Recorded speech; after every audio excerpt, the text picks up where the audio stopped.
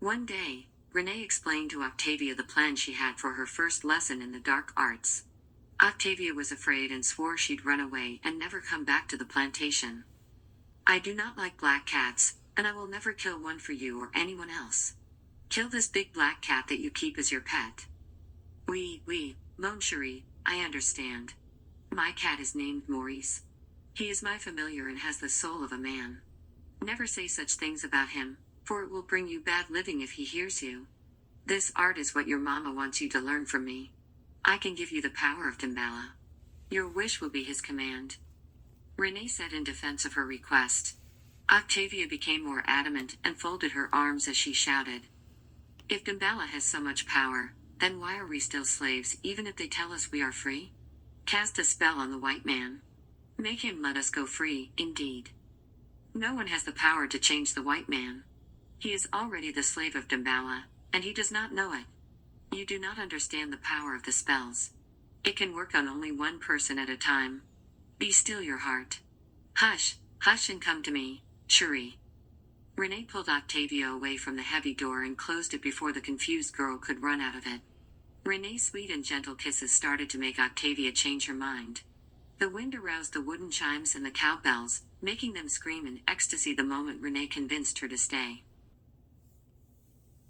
Louis and the other priests were having their supper late this evening, or maybe it was only the winter solstice making the day seem like it was much later than it was.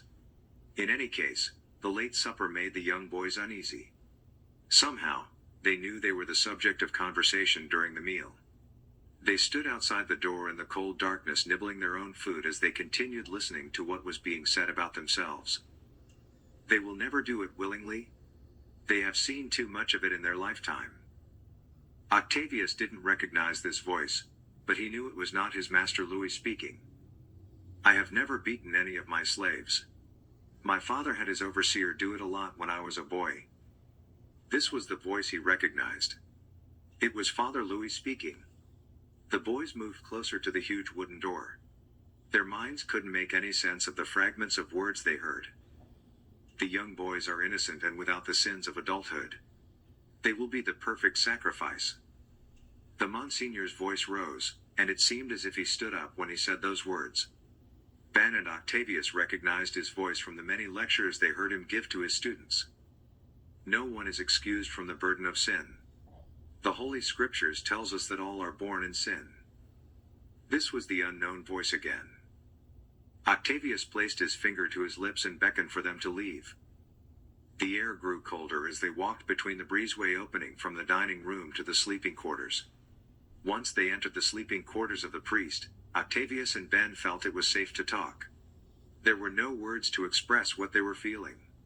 Octavius opened the door to Louis's room. Ben was anxious and spoke quickly. What are they talking about doing to us? Shush, I can hear our echoes. Octavius said while pulling Ben closer to the window in the room. He sounded worried and wanted assurance from Ben when he asked the question. I think they want us to whip ourselves. Haven't you seen your master beat himself at night? Ben answered, almost sure of himself. Yeah, he does it once a week or more. That's just what he does because he feels bad for the wrong things he done when he was a sinner, ain't it? A question after an answer was not what Octavius wanted to hear, so he was silent for a minute before he said. They be thinking about doing bad things and they have to whip theyself for it. I ain't going to whip myself for nothing. I done seen enough whippings in my life and been whipped enough by my papa never to get beat again. No, I ain't going to do it. Octavius shook his head and paced around the small room.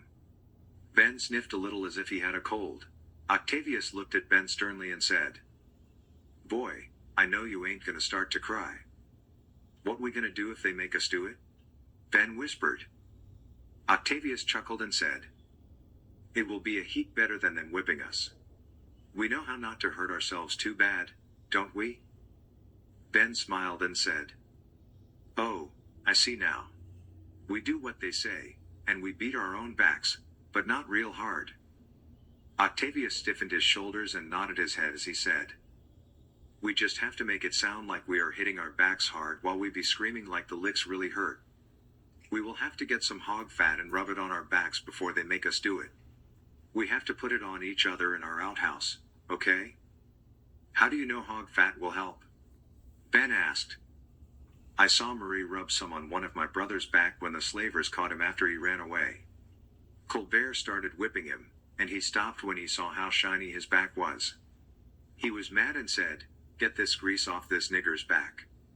I'm going to beat whoever put this hog fat on him." They washed his back with lye soap and started the beating again. The hog fat must make it not hurt as bad, Octavius said boastfully. Ben's eyes were as bright as the small lantern in the room. He was excited when he said, "I will put a heap of hog fat under the rim of the seat in the slave outhouse. It's sticky so it won't fall off. When you see me go out for my release, you come in right after me. I will rub it on your back and then you rub it on me. We're going to have to be fast in case one of the other slaves come out and catch us."